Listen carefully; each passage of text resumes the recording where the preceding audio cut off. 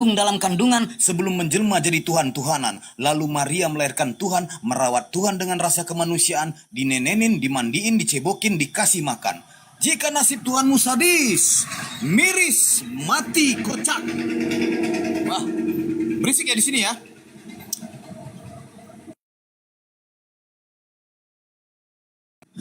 Kita lanjutnya ya. Jika nasib Tuhanmu sadis, miris dan mati kocak, ditangkap, ditelanjangi, diracun dan ditombak, bahkan nasibnya tidak lebih dari seekor kecoa, hina, bau, seperti hidup kotor di kandang ternak. Kitab Torah Yahudi dan Tanak, 12 pintu gerbang surga berdiri tegak. Tertulis di atas suku Bani Israel yang berhak, 114.000 manusia masuk dengan penuh hak, kecuali Oten penumpang gelap enggak diajak. Selama ini kalian hanya menyembah Lucifer dan setan. 18 iblis yang datang kepada si gundul bangkotan mengaku datang dengan cahaya kilauan, kena prank Paulus the Gang dan kawan-kawan.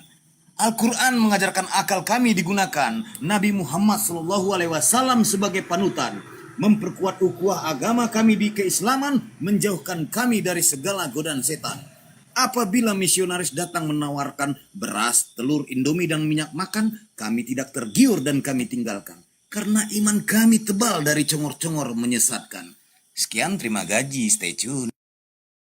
Iya, mantap. Keren banget Bang Kaisar Juntak. Ini ayat EYY Muslim Kristen.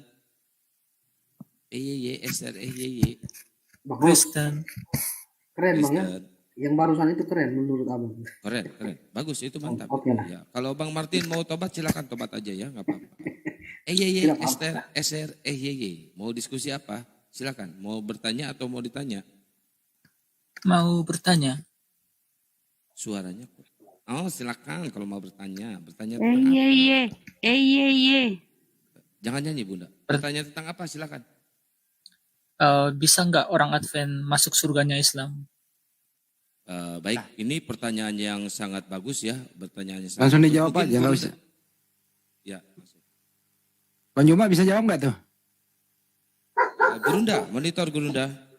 Itu suara guguknya di mute dulu Bang EYY.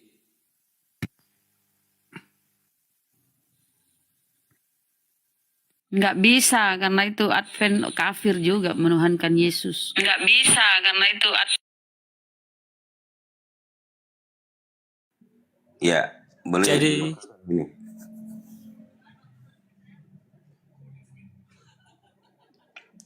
Gurunda monitor. Sebelum Kang Dito, Advent itu ya nggak bisa masuk surga lah. Kenapa? Advent itu masih menuhankan yang disebut Yesus yang bukan manusia itu tadi. Penjelasan Mbak Nyuma kan jelas. Tuhan jadi dikit ya sebelum ke Bang Dito. Sebentar Bang EYY masih dijawab ya. Mau Advent, mau Advan, mau Samsung, mau Infinix, selain Islam tidak akan masuk surga. Titik. Itu udah titik di situ. Silakan Bang Dito. Oke, baik. Bismillahirrahmanirrahim. Ini pertanyaannya, bisa nggak orang di luar Islam masuk surganya Islam kan gitu. Bang, di dalam akidah orang Islam, orang Advent, kunci surga bagi kami adalah syahadat. Asyhadu an la ilaha illallah wa asyhadu anna Muhammadar Rasulullah.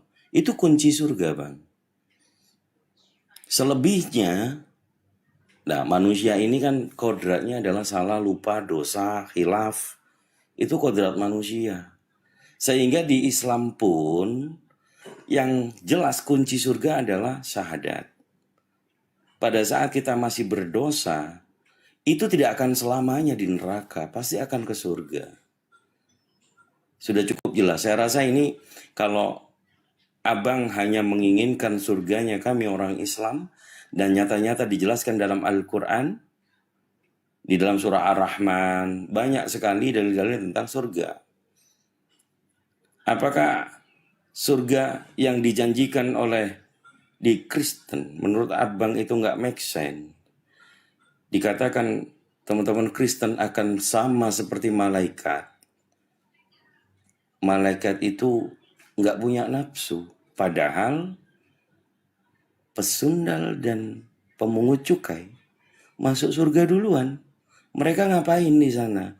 Kalau abang ujuk-ujuk diselamatkan, yang jelas masuk surga, cuma jadi penonton. Begitu ya bang ya. Jadi jawaban dari kami orang Islam, pasti ini mewakili semuanya, kunci surga itu adalah syahadat. Nah, gerbang yang membuat kunci itu nggak bisa terbuka adalah musyrik atau syirik. Yang mengatakan bahwa Allah itu punya anak, Allah itu bisa menjadi manusia, kemudian menyembah Allah dengan media-media yang lain. Itu syirik. Itulah yang membatalkan kunci surga ini menjadi hilang. Ya, semoga itu. Silakan Gurunda monitor.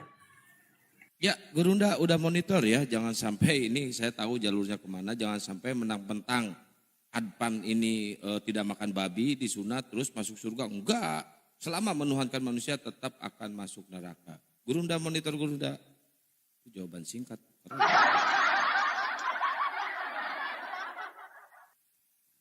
Intinya gitu ya Bang EYY, silakan Bang EYY. Jadi nggak ngaruh ya kalau kita nggak makan babi atau sunat. Enggak ngaruh. Jadi Selama kau menuhankan manusia tetap masuk neraka. Itu syirik. Di mute dulu itu guguk. Oh sorry. Gitu. Ya lanjut.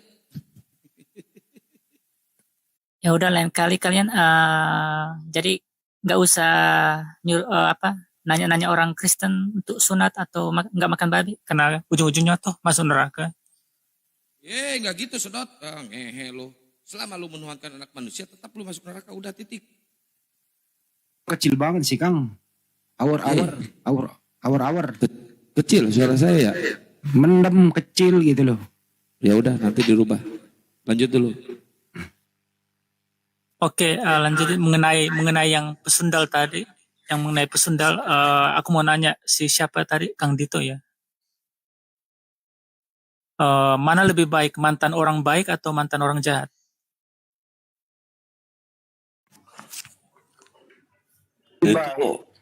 Itu objektif Bang. Bagaimana menjadi suatu pertanyaan, abang sendiri itu tidak bisa menempatkan suatu kondisi. Yang dimaksud orang jahat kemudian menjadi baik atau orang baik menjadi jahat. Itu pertanyaan bukan pernyataan. Itu nggak substantif. Ya maaf saya gunakan bahasa yang agak tinggi supaya Anda kelihatan rendah gitu ya.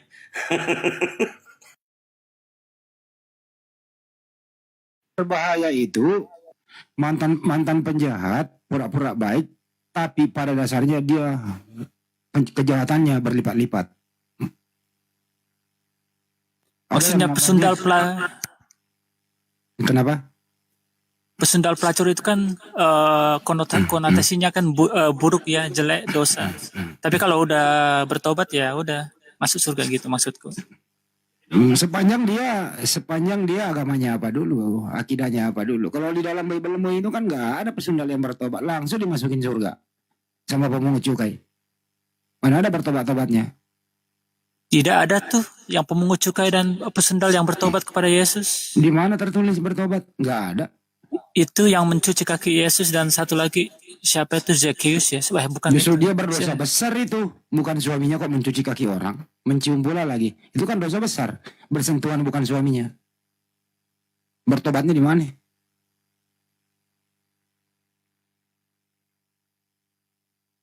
Ayo. Gimana bertobat? Bertobatnya di hatinya. Lu bisa baca hati orang apa? Emang lu hidup sejaman? Lu kadang-kadang enggak. Kan dia kan mencium kaki Yesus. Tapi Yesus mau ngampuni dosanya. Dosamu telah diampuni kayak gitu.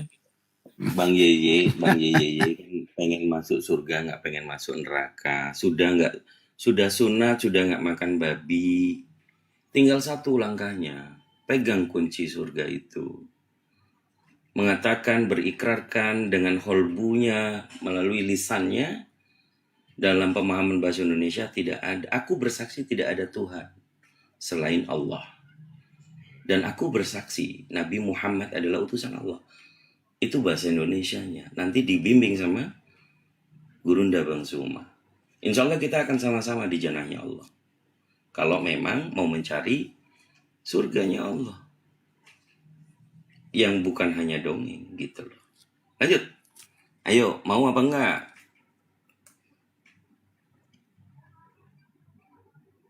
Kan jawabannya kan itu. Kalau mau bertanya. Mau cari apa lagi, Bang? Enggak, itu doang. Makasih. Oke lah.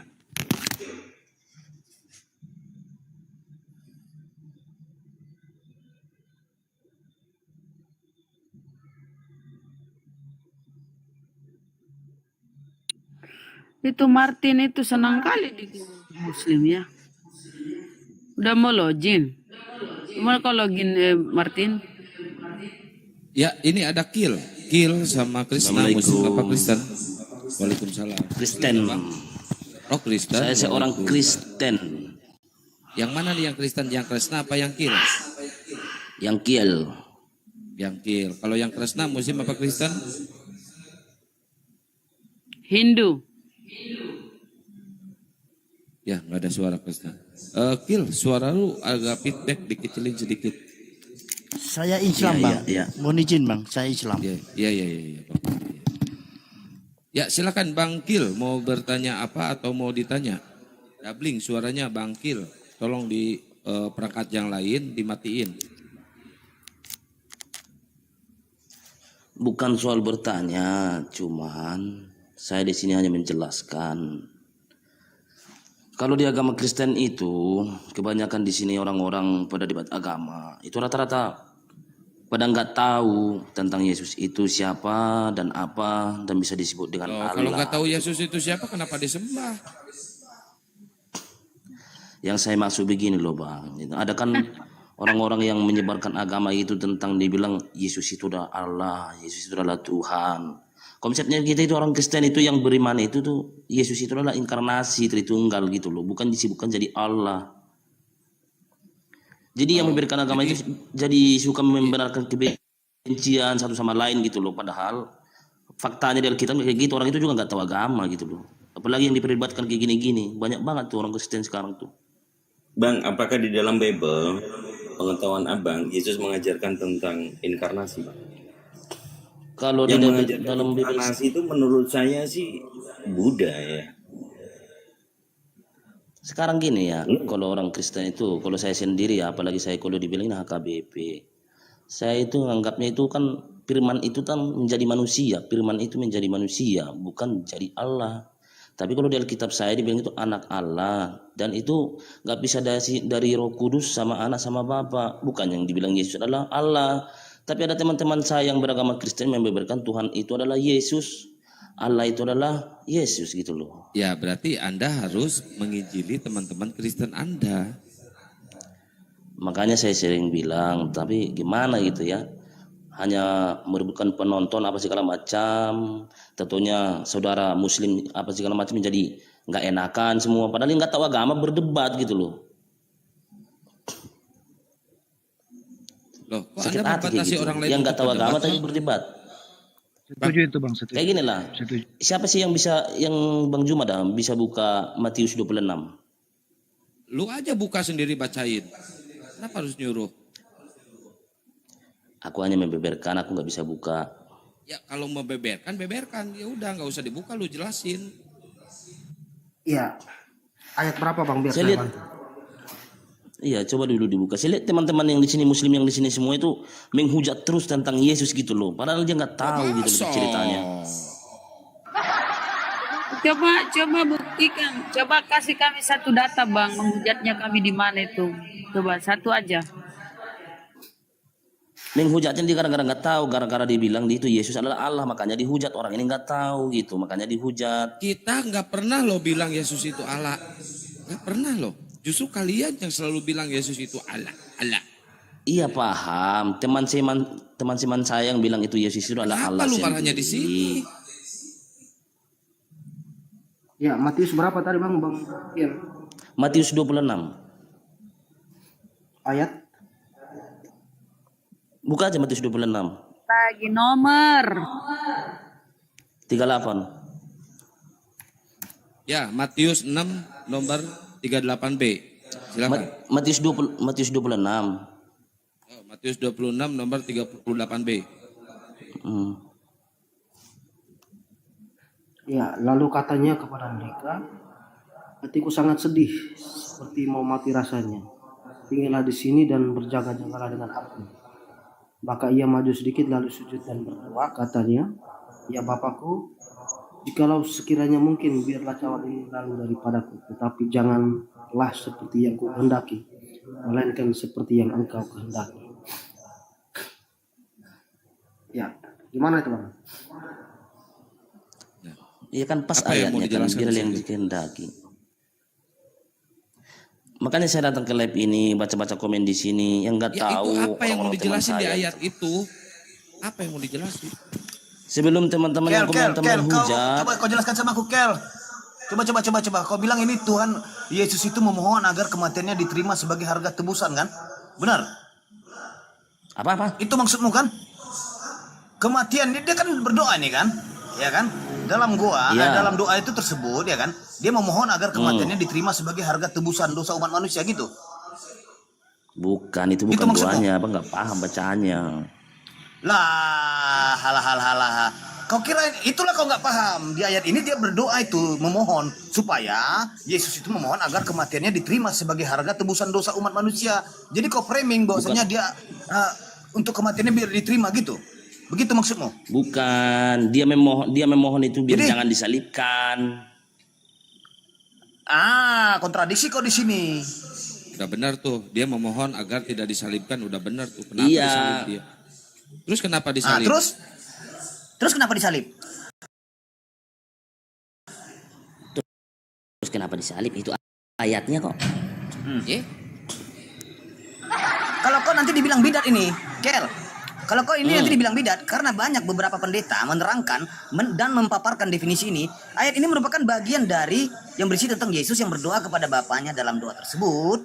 Dia itu memohon, Kel, untuk kematiannya diterima sebagai harga tebusan dosa umat manusia. Bukan memohon, nggak ada memohon itu. Dia memohon itu biar cawannya itu bukan sama dia, biar dia nggak disalibkan. Jadi komen yang di sini tuh, masa Yesus ini dilahirkan, masa Allahnya dilahirkan, masa Tuhannya dilahirkan gitu kan? Nggak ada Allah kami itu dilahirkan, nggak ada. Jadi ini untuk apa kau bawa rujukan ini? Maksudnya apa? Coba kau terangkan dulu ini. Maksudmu apa ini? Mau kau jelaskan soal apa? Maksud saya ini biar penonton ini segala macam itu biar tahu dia cara komentar gitu loh. Jangan menghina apa dia nggak tahu. Gak berkolerasi ayat yang kau bawa ini. Ayat yang kau bawa ini gak berkolerasi gitu loh. Apa ini? Apa maksudnya? Biar kau masuk Kristen, Bang. Aku juga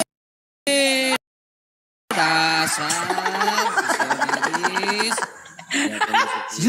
junta aku, Batak aku. Udah Katolik Aku juga Batak, Aku juga Batak. Ya udah, itulah. Makanya Itu jangan kau bilang berharap lagi. ya ada yang masuk Kristen di sini ya. Horas bang, horas. Horas leku. Ternyata dia Ya, misionaris. maksudku gak kan? berkorelasi lah. Gak berkorelasi yang kau bawa ini maksudnya apa? Untuk menerangkan edukasi di bawah ini. Penonton pun pengen tahu gitu loh. Ya aslinya kalau dalam Alkitab saya itu Yesus itu bukan Allah kalau aslinya. Bentar, Kel. Jadi, jangan di sini abang protesnya, abangku. Kel, lu kan menawarkan Jangan di sini kita abang masuk Kristen. protesnya. baik di komal oneness. Kel, Oneness. lu kan menawarkan kita itu masuk benar, Kristen, benar, Kel. Pak. Kel, nah, lu kan menawarkan Ya. kita masuk Kristen. Iya, Ya saya kan? menawarkan. Nah, apa yang kau jual di sini? Yang saya jual itu adalah Yesus itu dilahirkan untuk menebus dosa-dosa manusia.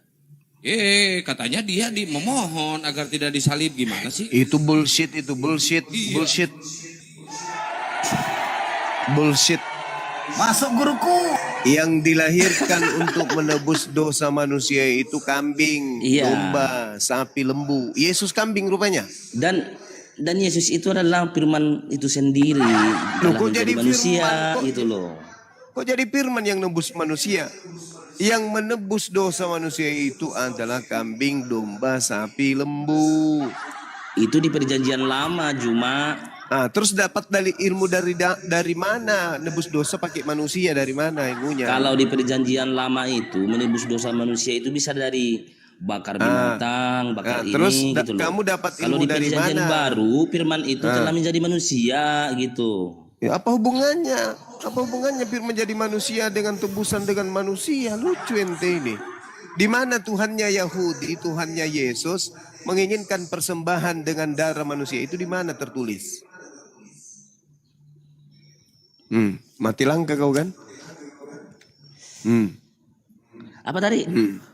Di mana tertulis penebusan dosa kudu menggunakan manusia?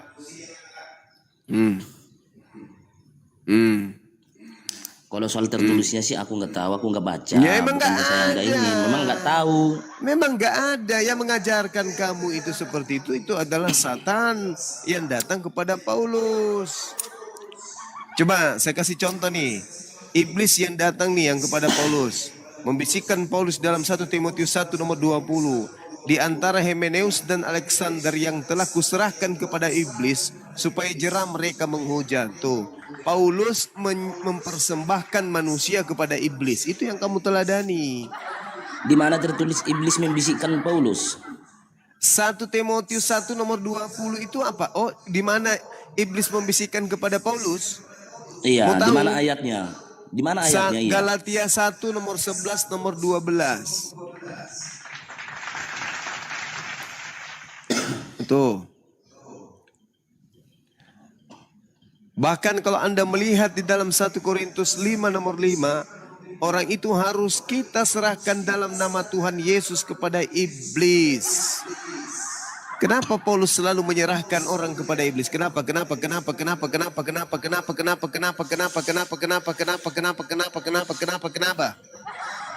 Kenapa Paulus ini selalu memberikan tumbal kepada iblis? Kenapa? Gak ada Paulus memberikan tumbal sama 1 iblis. Korintus 5 nomor 5. Ya kalau kau tahu bacakan biar saya tahu. Mungkin saya nggak tahu. Orang itu harus kita persembahkan dalam nama Tuhan Yesus kepada iblis. Kenapa Paulus mempersembahkan orang, memberikan tumbal kepada iblis? Kenapa?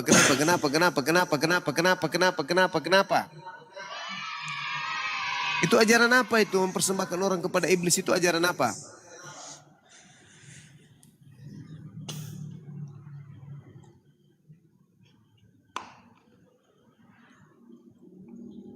Kenapa aku? Mana ada saya kenapa aku?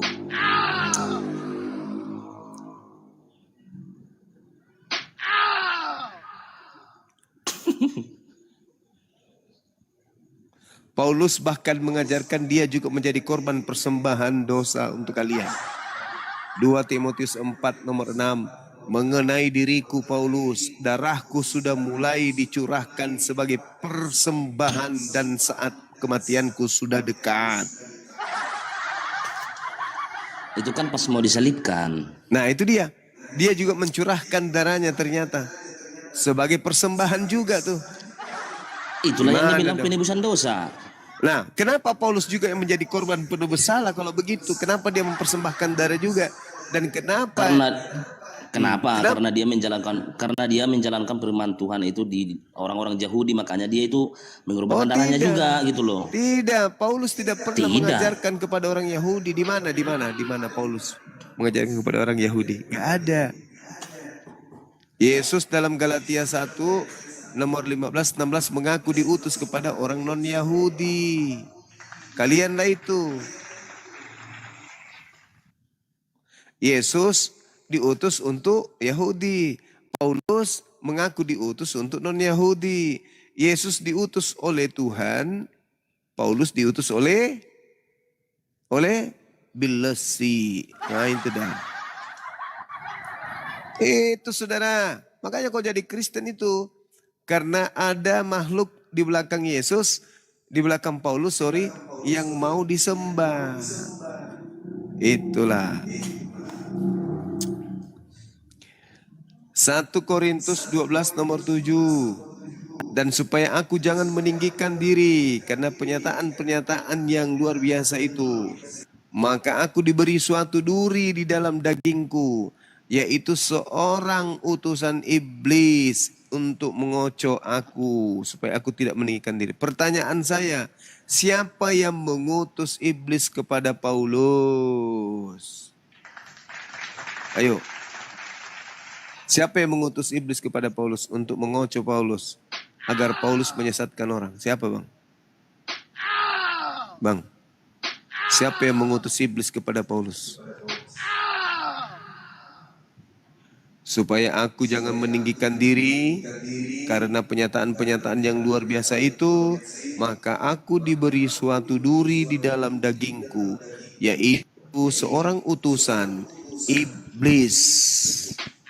Siapa utusan iblis itu? Dan siapa yang kemudian menerima utusan iblis?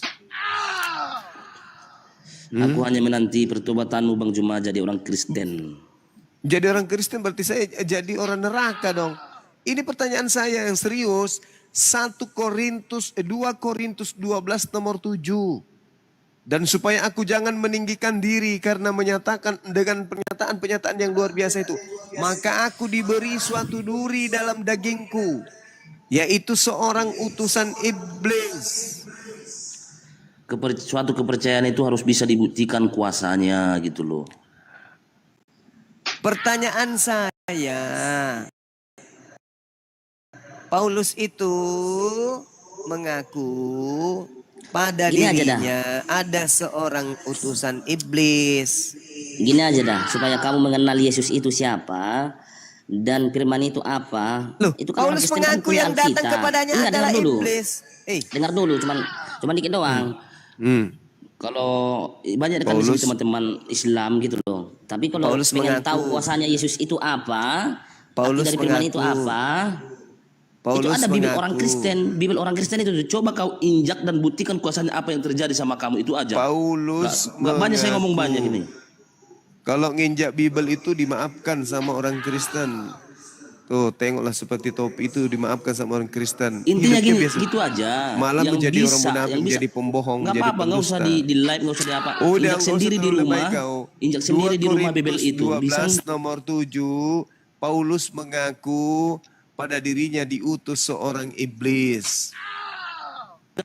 Nah, siapa Makanya iblis saya yang bilang, datang itu?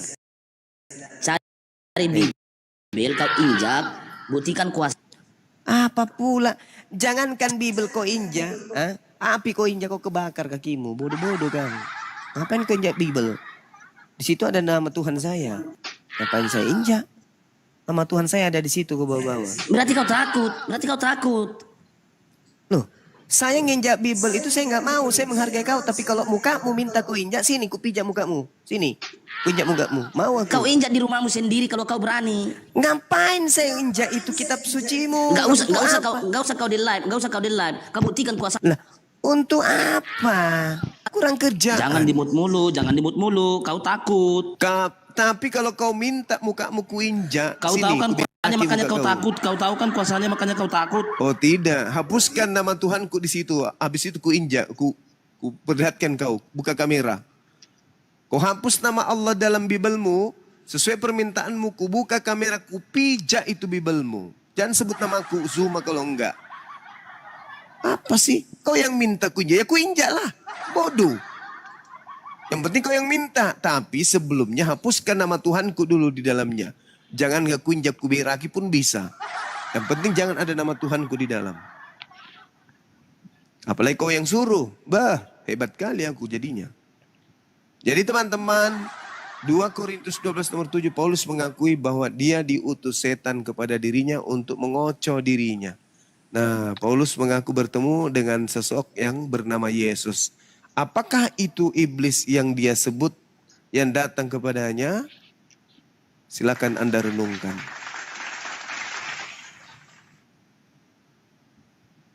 Silakan Ya, teman-teman. Jo, silakan. Ya Bang. Bang Zuma. Ya, silakan. Assalamualaikum. Mau tanya ke Bang Zuma aja nih. Apa namanya? Hmm. eh, Nah itu dia. penulis Betul itu. penulis apa namanya ini? Penulis Al-Quran Apa? aslinya siapa bang? Manuskrip aslinya itu penulisnya siapa? Sahabat Rasulullah. Khuzu al-Quran min arba'ah. Jadi sahabat-sahabat Rasulullah itu diperintahkan oleh Rasulullah untuk menulis Al-Quranul Karim. Yesus tidak pernah memerintahkan muridnya menulis Bible. Itu bedanya ya. Berarti apa Nabi Muhammad yang menyatakan ke sahabat Rasulullah itu untuk menulis begitu ya? Ya betul sekali. Tapi gini bang, saya kan semenjak saya ikut-ikutin forum debat ini sambil dibawakan, saya selalu baca-baca aja ya di Google. Tapi itu ada tertulis katanya itu minta maaf sebelumnya ya bang ya, bukan menghina atau apa. Itu Nabi Muhammad katanya itu buta huruf. Kok bisa bang dia suruh orang untuk itu? Ini bertanya aja bang. Iya, Nabi Nggak ada Muhammad maksud lain.